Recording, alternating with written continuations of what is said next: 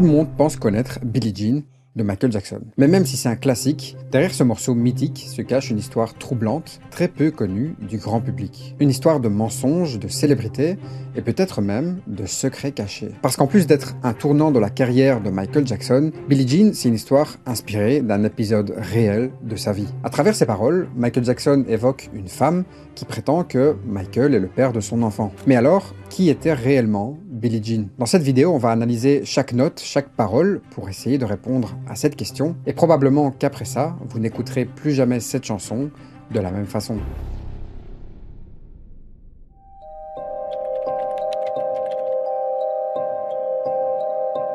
On est au début des années 80, au moment où la télé commence à diffuser de la musique en images.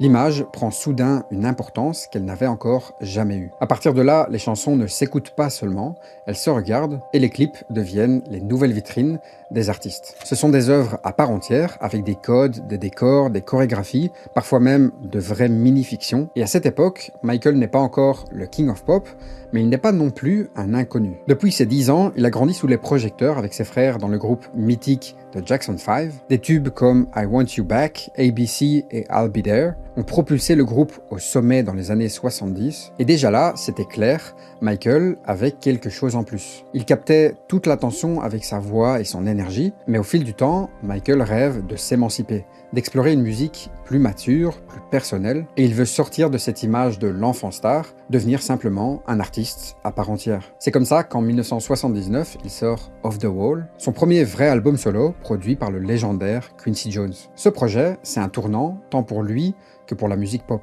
Des hits comme Don't Stop Till You Get Enough ou Rock With You imposent Michael comme une star solo capable de tout, chanter, danser, composer. Pourtant, malgré avoir vendu plus de 20 millions d'exemplaires, Michael se sent encore sous-estimé. Aux Grammy Awards, il n'obtient qu'un seul prix et il pense mériter mieux. Bref, c'est dans cet état d'esprit, entre frustration et ambition, que naît son projet suivant. Un nouvel album, bien plus ambitieux, nommé Thriller. Un album pour le coup vraiment hors norme, où chaque morceau est pensé comme un hit planétaire. Avec Quincy Jones, Michael veut créer non seulement l'album le plus vendu, mais aussi le plus innovant de son époque. Et parmi les titres sur ce disque légendaire, se détache par son atmosphère unique, Billie Jean. Une chanson qui va jouer un rôle important dans l'histoire de la pop, mais aussi de la télé. Parce qu'avec son clip, Michael ne fait pas que divertir, il impose une vision, une esthétique, une présence que personne ne peut ignorer. Mais derrière ce triomphe visuel et musical se cache une histoire bien plus personnelle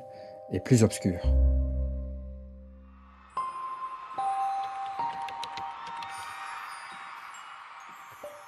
Bon, maintenant qu'on connaît le contexte, entrons dans le cœur de Billie Jean.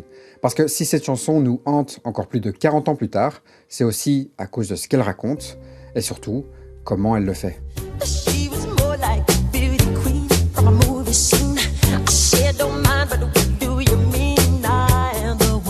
Dès le départ, ces phrases nous projettent dans un univers. Michael Jackson nous parle d'une femme qui n'est pas seulement belle, il va carrément l'élever jusqu'à reine de beauté qu'on peut voir dans les films. Ça pourrait suggérer qu'elle semblait parfaite, mais qu'elle ne l'est peut-être pas. Et hypnotisé par sa beauté, Michael ne peut s'empêcher d'accepter son offre sans savoir pourquoi elle l'a vraiment choisi. En gros, ce n'est pas une rencontre banale, c'est une véritable entrée en scène.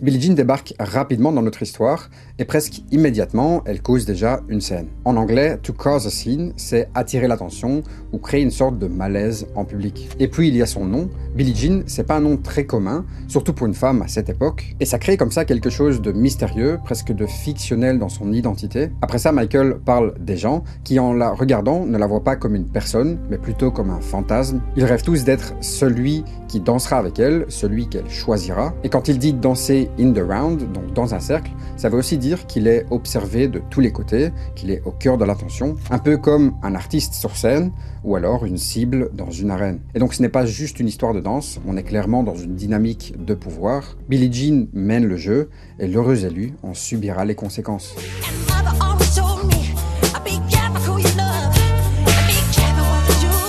Déjà, c'est super intéressant que l'histoire passe au passé ici. Il évoque un avertissement qu'il aurait dû écouter mais qu'il a ignoré. Et ce qui est intéressant, c'est que ça inverse un petit peu les rôles. On accuse presque Michael d'être le séducteur, le briseur de cœur. Et ça continue parce qu'à présent, c'est sa mère qui ne lui parle pas simplement de séduction ou de morale. Elle parle de conséquences invisibles mais bien réelles. Et c'est là qu'arrive le coup de génie lyrical. Cette phrase, c'est le cœur de la chanson. Elle dit que ce qu'on raconte sur toi, même si c'est faux, peut parfois devenir ta réalité. À force d'être répétée, la rumeur devient une réalité, et dans la chanson, c'est exactement ce qui se passe. À ce moment-là de la chanson, on se rend compte que Michael est face aux conséquences d'avoir ignoré ses avertissements, et ça devient une histoire publique où l'image et le regard des autres prennent le dessus sur la vérité.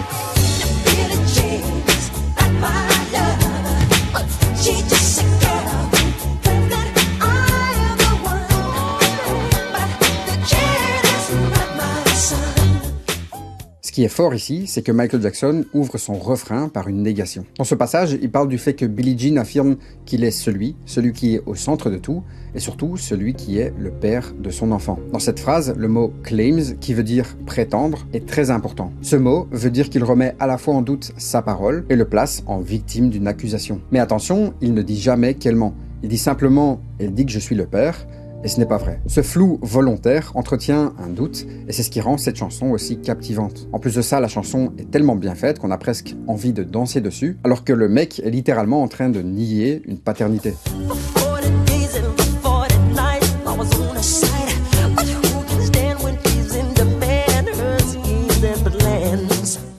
Le début ici est presque biblique parce que dans un chapitre de la Bible, on parle de la pluie qui est tombée sur la terre pendant 40 jours et 40 nuits. Et la pluie, ça symbolise souvent la tristesse et les pleurs. Bref, il est clairement en position de faiblesse et à partir de là, on sent la tension monter un petit peu.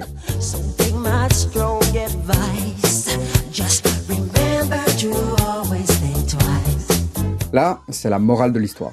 Michael nous donne un conseil sérieux, presque paternel. Il nous dit en gros de toujours bien réfléchir 2 fois avant d'agir, et surtout en amour. Un avertissement qui montre que parfois les apparences sont trompeuses et qu'il faut faire attention pour ne pas se faire piéger. Dans ce passage, Billie Jean ne se contente plus de faire des accusations, elle vient carrément avec des preuves en montrant une photo d'un bébé, en prétendant que c'est leur enfant, et s'installe un doute profond. Est-ce qu'on peut vraiment nier la ressemblance? Ça devient une spirale infernale, un piège dont on ne sait comment sortir.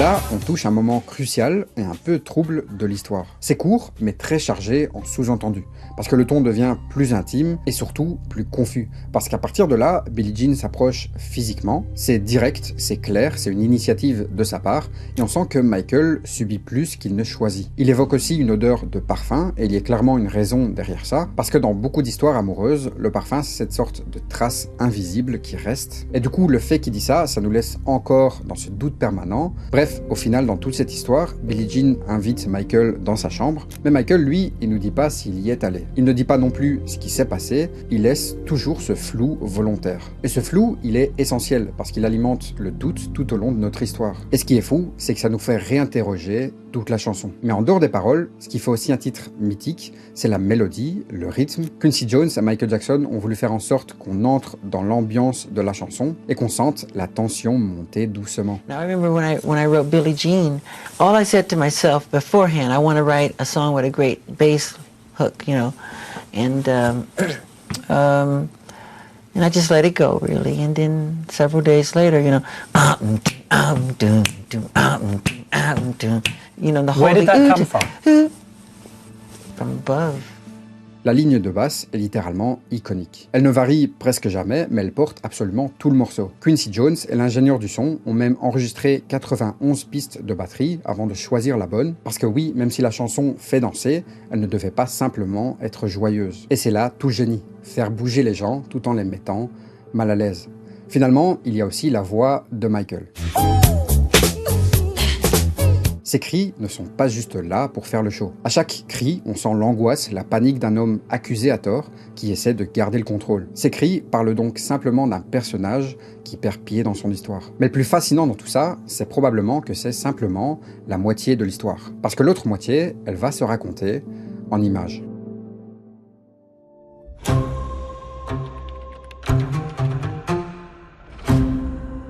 Bon, on a parlé des paroles, on a parlé du son. Maintenant, place aux yeux. Parce que Billie Jean, c'est pas seulement une chanson qu'on écoute, c'est un univers complet. Et il faut donc s'arrêter sur deux moments clés, le clip vidéo et la performance live qui a changé la télévision américaine. Et oui, on va parler de la première fois où le monde a découvert le moonwalk. Retour en 1983. Michael veut que ses chansons deviennent plus que des hits, il veut en faire des petits films. Et pour Billie Jean, il confie la réalisation du clip à Steve Barron, un jeune vidéaste britannique qui vient du monde du storytelling visuel. Le résultat sera un clip à l'esthétique film noir, ultra stylisé, et on y voit Michael errer dans une ville sombre, anonyme, presque irréelle.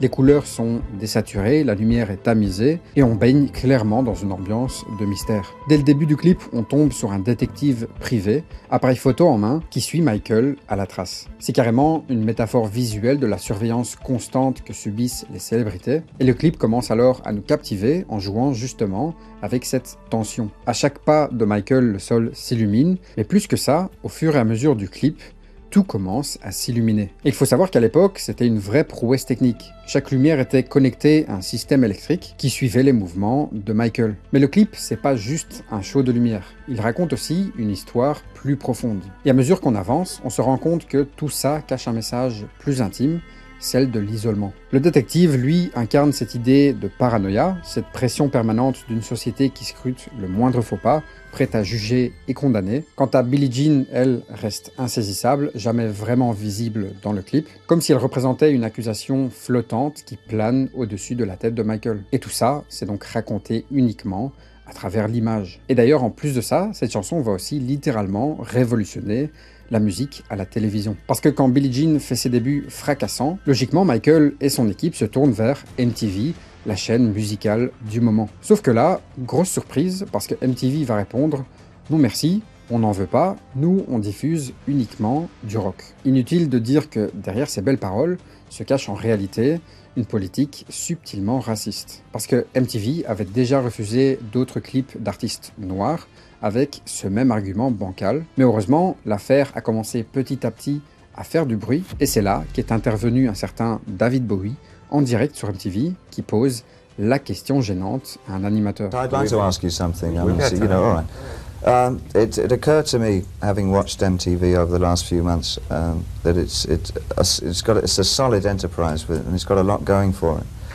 I'm just floored by the fact that there's so few black artists featured on it. Why is that? I think that we're trying to move in that direction.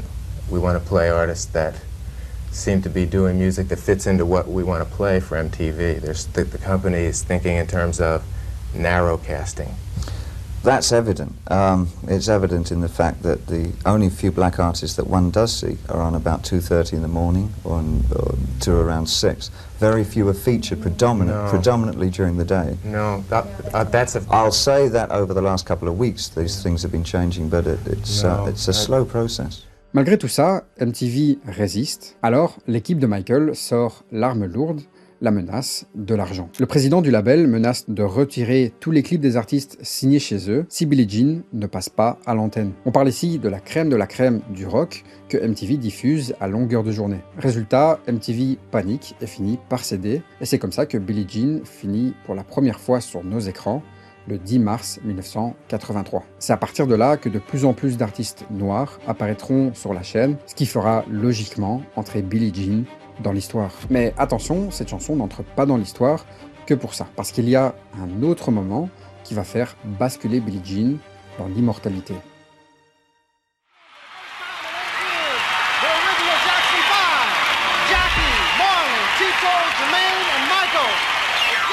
On est le 25 mars 1983. Ce soir-là, NBC diffuse une émission spéciale en hommage au légendaire label Motown qui fête ses 25 ans. Parmi les invités, Michael Jackson est bien sûr présent, accompagné de ses frères pour reformer le temps d'une soirée de Jackson 5, et ils interprètent alors leur plus grand succès. Mais avant tout ça, en coulisses, Michael a fait une demande un peu spéciale. Il aimerait aussi interpréter pour la toute première fois une nouvelle chanson en solo. C'est comme ça qu'il finit seul sur scène avec son fameux gant à paillettes.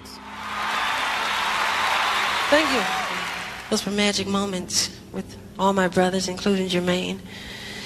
But, you know, those were good songs. I like those songs a lot, but especially I like the new songs.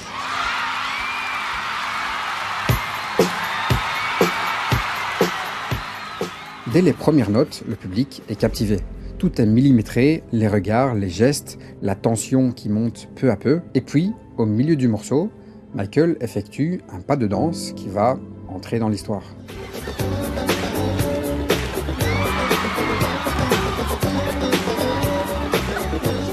C'est la toute première fois que Michael réalise le moonwalk à la télévision. La salle explose, personne ne comprend vraiment comment il fait. Bref, à partir de ce moment-là, rien ne sera plus jamais comme avant pour Michael. Grâce à cette performance, à la chanson Billie Jean et à l'album Thriller, Michael ne se contente plus d'être une star, il devient une légende vivante. Il élève la pop à un niveau jamais atteint, ce qui le fait logiquement entrer dans l'histoire comme le seul et unique roi de la pop.